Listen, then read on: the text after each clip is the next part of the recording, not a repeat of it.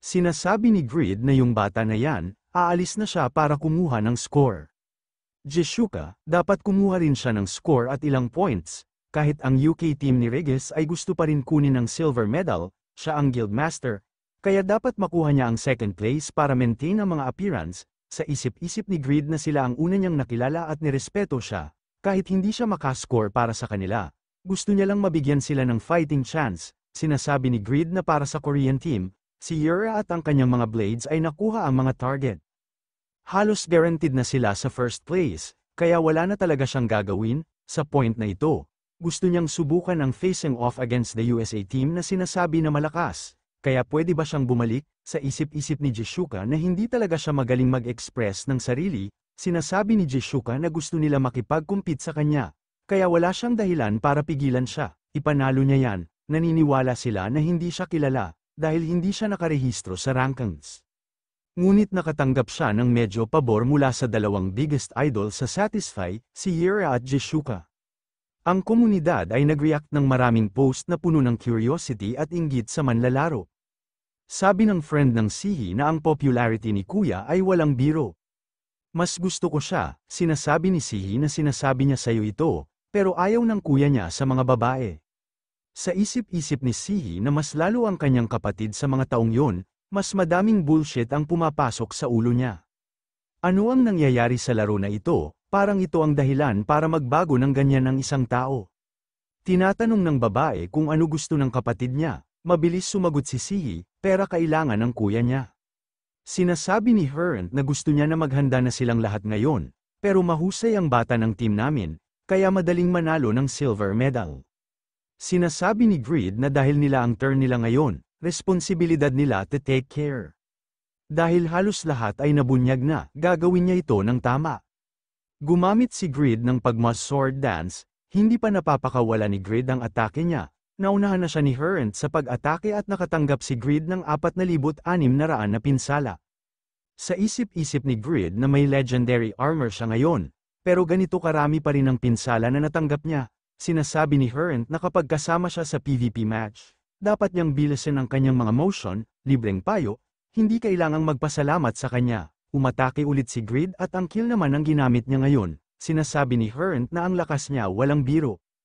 Hindi niya akalain na mukhang mali ang mga sabi-sabi tungkol sa kanya. Ang pagkakaroon ng pinakamalakas sa mga karagdagang trabaho ay mali sa lahat. Pero isa pa rin siyang bummer, nakatanggap ka ng 4,600 na pinsala. Sa isip-isip ni Grid na nakikita niya ang katotohanan na ang pinsala na natatanggap niya ay nagkakaroon ba ng isang aura na binabaliwala ang kanyang armor at nagre-reflect ng fixed damage. Unti-unti na siyang naiinis, at yun expression din. Sinasabi ni Herent na kung gusto niyang magkaroon ng mga non-target skills, kailangan niyang atali muna ang mga kilos ng kalaban. Kung hindi yan option, at least subukan niyang hulaan ang mga galaw nila. Hindi ba siya sobra kulang sa combat experience? Kaya niya bang handle ng maayos ang kanyang klase? Sinasabi ni Grid na huwag siya tumawa, hindi niya ba alam na marami na siyang natalo sa boss raid? Sinasabi ni Herent na ito ay isang target na nakatayo lang. Iyan ba ay bilang experience? Sinasabi ni Grid na ang dami niya ng pinagsasabi para iwasan ang ability ng once.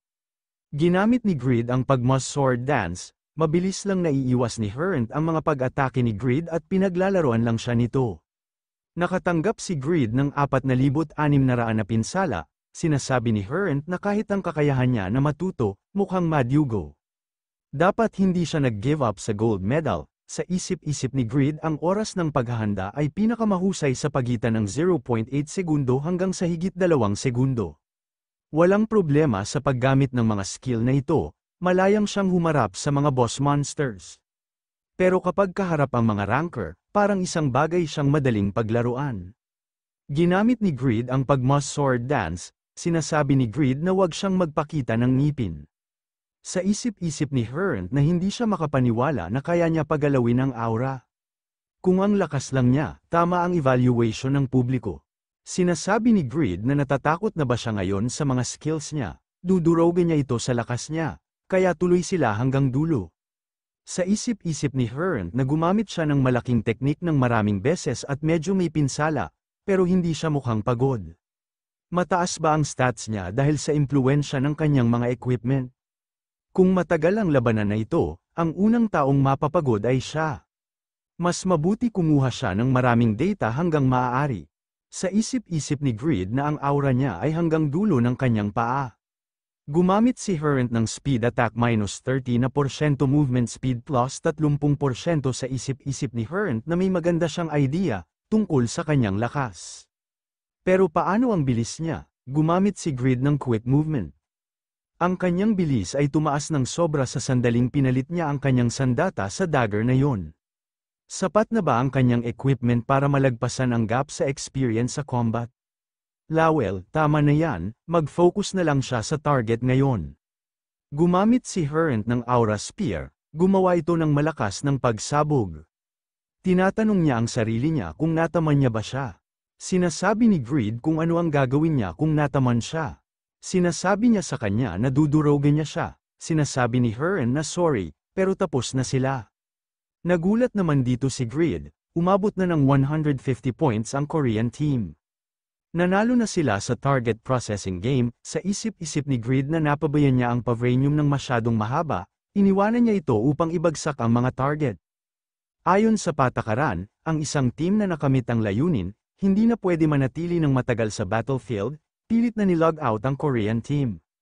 Sinasabi ni Hurrent na ang Aura Spear na yun ay para ibagsak ang mga target. Maglalaro muna daw siya ng kunti at aalis na din mamaya-maya. Palambata, sumali si Hurrent sa koponan ng USA at nakatanggap ng 16 na puntos. Galit na galit si Grid at sinasabi nito na ang lakas daw ng loob niya. Tapos na ang ikalawang araw ng kompetisyon, ang pinakamalaking topic ng conversation ngayon ay ang first legendary class, ang Pagmos Successor Appearance. Sa ngayon, ang mga interview ay nagpapatuloy sa conference hall. Sinasabi ng matabang lalaki na player Shin Young-woo, nanalo pa siya ng gold medal, nakikita natin sa facial expressions na galit si Shin Young-woo. Sinasabi ng lalaki na sa kanya pagkapanalo sa target processing competition, may tsansa na ang Korea na makapasok sa overall rankings. Talagang nakakabilid din, tinulak niya ang USA sa isang silver medal. Ang bronze medal ay bumalik sa UK dahil sa pagsisikap ni Regis, na nakafocus sa pagpapanatiling kay Jishuka. Maraming mga criticisms ang Brazil, si Samuel ay kulang sa kanyang kakayahan upang pigilan si Regis. But regardless, parang may special relationship sila ni Player Yura, are you guys lovers? At paano ang relasyon niyo ni Jishuka? Maraming mga curious na mga fans. Sinasabi ni Grid na hindi siya nakikipag-date sa tao na babae sa Earth. Natataranta at sinasabi ni Yura na sila daw ay magka-batch sa college at alam niya daw na nasa pareho silang guild ni Jishuka.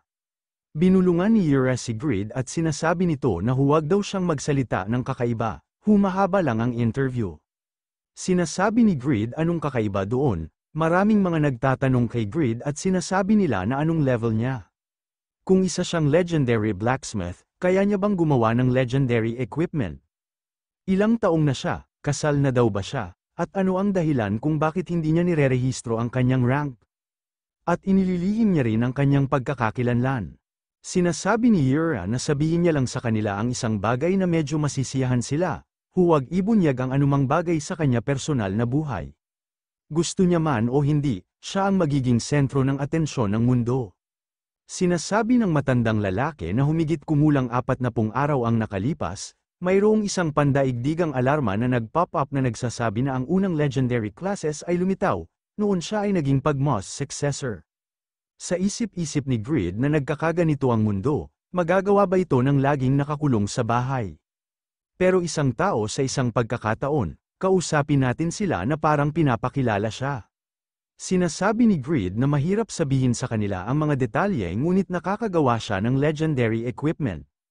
Pero tama siya, yan ang time na naging Pagmos successor siya. Tanong ng mundo para sa isang legendary class, one-sidedly na binugbog siya ng player na si Hurrent ng USA. Nakikita nating dito siya na napapahiya na siya, at tinatanong ng lalaki na para sa isang klase na kilala bilang pinakamalakas na swordman, siya ay napakahina. Ano ang kanyang mga saloobin sa mga criticism na ito, dahil sa isang pagkakaiba sa skill ng player? Sa isip-isip ni Yura na maaaring may pagkakaiba sa skill ngunit ang pangunahing isyu ay hindi yun. Ang Pagma's successor ay mahusay sa parehong mga passive na skill at skill sa produksyon. Ito ay hindi isang malakas na klase sa mga tuntunin ng mga skill sa pakikipaglaban, ang mga skill na ginamit niya sa laban sa Byron at sa paligsahan ay ang Transcended Link, Kill, at Wave. Konting lang ang selection, malakas ang power pero limitado lang ang mahabang cooldown, kapag kaharap na ang mga top rankers player, ang mga laban ay tapos na sa mga segundo. Ito ay isang critical na kahinaan, ito ang mga limitasyon ng isang production class. Sinasabi ni Grid na hindi niya pa rin natapos ang mga class quest niya kaya hindi niya pa natatanggap ng buo ang mga abilities ni Pagma. Nagulat ang mga nagtatanong sa sinabi ni Grid at sinasabi nito na sinasabi niya daw ba na hindi niya pa rin nakakamit ang kumpletong form nito. Sinasabi niya ba na kapag siya ay nasa kanyang complete form, kaya niyang talunin si Player Hearn? Sa isip-isip ni Grid na patuloy nilang tinatapos ang kanilang mga pangungusap kay Hearn, sila ay labis na nagtutulak ng isang salaysay. Maaari niya gamitin ang restraint upang pigilan ang kanyang mga paggalaw, at transcend upang ma-overwhelm siya. Maaari niya gamitin ang active skills mula sa Unbreakable Justice to Golden Flash, hindi talaga siya kulang sa skill variety para care siya. Hindi niya ginamit kasi ayaw niya ibunyag ang lahat ng strategiya niya. Tinatanong ni Grid na may PvP category diba? Sasali ba si Hearn dyan? Sumagot si Yura na dahil siya ang second-ranked player para sa USA para sa kanyang impormasyon, nagrehistro din siya para dito, kasama ang Pet Marathon. Sinasabi ni Grid na hindi niya alam kung ito ay magiging satisfaction na sagot. Pero compare sa Pagma na lumitaw na Legends, bata pa rin siya ngayon. Sa sinabi ni Hearn na kaya niya bang handle ang job niya ng maayos, kung si Player Hearn lang, 30 segundo, tatalunin niya daw siya sa tournament sa loob ng 30 segundo. Hello, ito ang Satisfy Daily, tapos na ang second day ng international competition. Ang mga kaganapan ngayon ay target processing, siege, at treasure hunt. Ikatlong ng kabuuang schedule ay kumpleto na sa ngayon, pero walang home court advantage para sa host country. Dahil ang South Korea ay pinakamahina sa 17 bansa na kasali. Tinapos nila ang huling play sa Siege at sa Treasure Hunt event. Kahit magandang ang AOE tactics ni Player Yura, hindi niya overcome ang low expectations na set sa team, pero para sa Korean team na predicted na magtatapos sa huling place para sa international competition, isang rising star ang lumitaw, sa pahayag niya na kaya niyang ipalog out si Hearn ng 30 segundo, kumalat siya na parang wildfire sa iba't ibang sites. Pagma's successor, South Korea player Grid, sinasabi ng reporter na 30 segundo, pwede daw ba talaga yan? Ang kanyang kalaban ay nakarank ng 8th sa Unified Rankings. Sinasabi ni Yura na yan ang lahat para sa press conference. Tinatanong ni Grid na okay lang daw ba na matapos ito kung gusto niya? Sinasabi ni Yura na mas madami ang mga interview, kaya bumalik na sila sa waiting room. Sinasabi ni Grid na ang galing niya talaga sa mga bagay na ganito. Naging maayos ang mga interviews niya, salamat sa kanya. Sinasabi ni Yura na huwag na niya na ito banggitin, ayos lang ang lahat ng ito. Nakaka-depress na talaga ang kanilang team atmosphere, dahil sa mga resulta sa ibang event, pero thanks to your great performance, na-lift ang mood, kahit konti. Kahit wala siyang ginawa, nung humiling siya na sumali siya dito. Salamat dahil nag-participate siya, sinasabi ni Grid na masaya siya, kaya ayos lang. At mas maganda sa stage kaysa sa akala niya. Sa Korea waiting room, humihingi ng paumanhin si Yura dahil nasa huling place sila at sinasabi nito na binigay nila ang best nila sa laro. Lalo na sa Siege, dapat mas pinabuti niya pa ang pag-lead ng team, pinipigilan naman siya ng team niya na humingi ng paumanhin, dahil kulang sila sa lakas, sila dapat ang humingi ng paumanhin, sinasabi ng nakasalamin na lalaki na pero anyways, siya si Grid diba? Ang unang legendary class ng isang Korea. Sinasabi ng nakabangs na buhok na lalaki na isang karangalan talaga.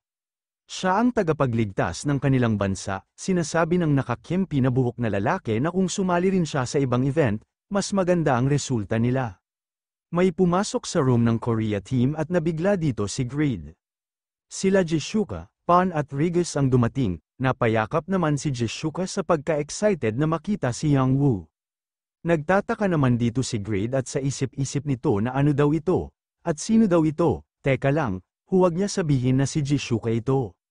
Namula naman ang dalawang Korea team sa bigla at sinasabi nito na si Jishuka ng Brazil. Sinasabi ng nakasalamin na lalaki na Regis at Pan nandito din sila. Sinasabi ni Jishuka na gusto niya siyang makita Grid. Namumula at sa isip-isip ni Grid na si Jishuka, dumating din si Regis at Pan. Bago yan, sobrang ganda niya. Tumatawa at sinasabi ni Pan na si Grid ay pareho lang sa reality at sa satisfy. Sinasabi ni Regis na salungat talaga siya sa ibang tao. Biglang napatitig naman si Jishuka kay Yura at parang may ibig sabihin ito, at nagtataka naman dito si Yura, sabay dila si Jishuka.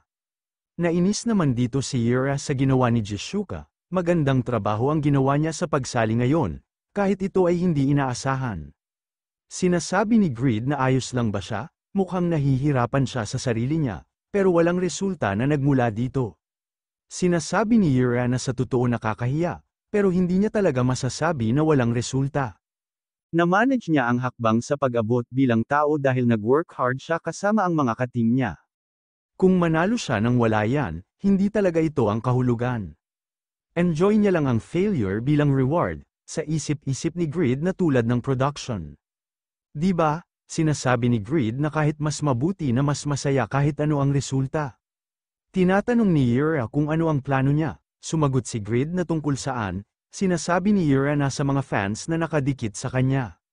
Sinasabi ni Jishuka na maglilibot siya sa South Korea. Sinasabi ni Regis na panahon na ba sa wakas na magsama-sama silang lahat sa Taekwondo theme park. Sinasabi ni Pan na ano ang sinasabi niya Regis, tiyak na magiging masaya sa club. Galit na sinasabi ni Jishuka na please, you guys go on your own. Magkasama sila ni Grid, sa isip-isip ni Grid na bakit lapit sila ng lapit sa kanya. Ang dami nilang sinasabi, pero wala siyang naiintindihan kung ano ang sinasabi nila. Sinasabi ni Yura na I guess kailangan niya ng tulong. Mukhang kailangan niya ng interpreter, nagpa-reserve siya ng isang restaurant sa kanilang lahat tara na. Sinasabi ni Pan na talagang masarap ang traditional Korean cuisine, ngayon, tuloy natin ang pag-inom, sinasabi ni Regis na ang lasa ay parang ilyo pumse. Sinasabi ni Pan na ano ang nakain niya na ganyan ang lasa. Galit na sinasabi ni Jishuka na bakit kasama nila ang babae na yan, kumuha na lang sila ng pagkain at umalis na. Si Grid at siya lang dapat ang nandito na magsaya na mag-isa. Sinasabi ni Pan na sabi ni Yura, 8 wika ang kaya niya, nakakainis din ang mga interpretation machine. Magandang magbuo din ng relasyon, sinasabi ni Jishuka na relasyon sa simbahan ng Yatan Believer. Sinasabi ni Jishuka na mas mabuti siya sa personal, ang buong dahilan kung bakit siya nandito sa competition, dahil gusto niya siyang makita. Baka dapat niyang kunin ang pagkakataong ito at manirahan na lang sa South Korea. Sinasabi ni Yura na sinabi ni Miss Jishuka na hindi talaga siya nag-enjoy sa South Korea. Kung hindi dahil sa international competition, walang dahilan para pumunta siya dito. Sumisigaw at sinasabi ni Jishuka na bakit hindi niya interpret ng tama. Kaya niya din magsalita ng kunting Korea. Sinasabi ni Yura na dapat may misheard siya. Baka dahil may sobrang taba din sa vocal cords niya. Sinasabi ni Jishuka na anong sinasabi niya, walang iba kundi bones. Sa isip-isip ni Grid na anong ginagawa ng dalawang ito, bakit sila nag-aaway, anong ginagawa mo Regis, pigilan mo sila, Pan nasaan ka, at least baka siya pwede, sinasabi ni Pan na Mace, kung mag-isa siya, bakit hindi sila lumabas at mag-inom? Sa isip-isip ni Grid na ang gulo nilang lahat, ito ba talaga ang mga taong kilala niya sa Satisfy, hindi niya na kaya, kailangan niya munang huminga. Pumasok si Grid sa restroom at sinasabi nito na sobrang magulo. Ibang-iba sila kung paano sila in-game, ngayong naisip niya ito, matagal na talaga mula nang siya ay nakisama sa mga tao sa totoong buhay. Kung ang nakaraan, isang bagay na hindi niya inaasahang mangyari. Mga bagay na parang magkaibigan, maraming nagbago talaga. Panahon na para maghiwalay ng daan, Yura at ang natitira ba sa kanila ay nasa magkahiwalay na mga tirahan. Tinatanong ni Grid na yung lalaki nakaupo dyan, saan siya pumunta? Sinasabi ng waitress na kasama niya ang umalis yung taong kausap niya. Sinasabi ni Grid na umalis siya ng walang palm, ginagawa niya talaga ang gusto niya gawin. Kailangan niya nang umalis, nakita ni Grid ang dalawa na nakahiga na. Tinatanong ni Grid kung nasaan ang lalaki na nandyan. Sumagot ang waitress na lasing siya, nagsasabi ng mga bagay tungkol sa taekwondo at iba pa bago umalis. Iniwan nila lahat sa kanya at ditch, Ang mga bagay na tulad ng magkaibigan ay maaaring fuck off. May sumisigaw sa apartment nila Yang Woo. Tinatanong ng mama ni Yang Woo na ano daw ba ang problema. Sihi? Sumagot si Sihi na sa kwarto ni Kuya, may bagay na hindi dapat posible. Sinasabi ni Greed na ano ang hindi posible. Milagro kahit na sila ay sumakay sa taxi. Huwag mag-alarma. Naglalaro sila sa international competition na nangyayari ngayon. Mga sikat sila kaya wala siyang ibang choice kundi iuwi sila. Tinatanong ni Sihi kung binabantaan siya, may ganun yan, di ba? Sinasabi ni Greed na ano ang pinagsasabi niya, gisingin niya na lang sila.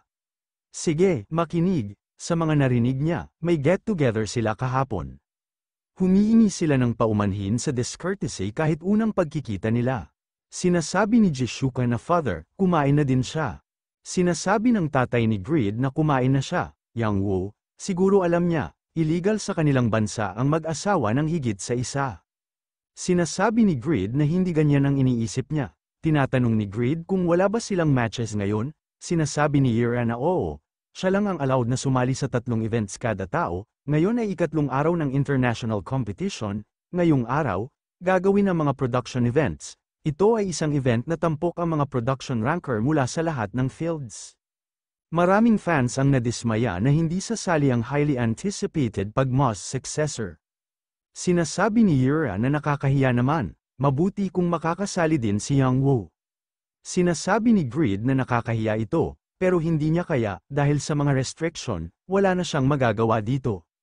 Bago magsimula ang mga matches, mabilis nilang dadalhin kay Hearn, at nagbigay ng maraming pansin kahapon. Player Hearn, nakatanggap siya ng challenge para sa PVP tournament na mangyayari 2 araw mula ngayon, sa ika-5 araw ng tournament. Kumusta ang pakiramdam niya? Sinasabi ni Hearn na sinasabi niya ba yung 30 segundo lang siya at mag-logout na siya agad, ang kwento na yan. Bata pa siya kaya naman ang mga immature statements niya. Sinasabi ni Lowell kay Zibel na tungkol kay Hearn, hindi ba siya masyadong relax? Kung titingnan niya ang mga equipment ng Pagmos successor, mahirap manalo si Hearn kahit ilabas niya ang lahat.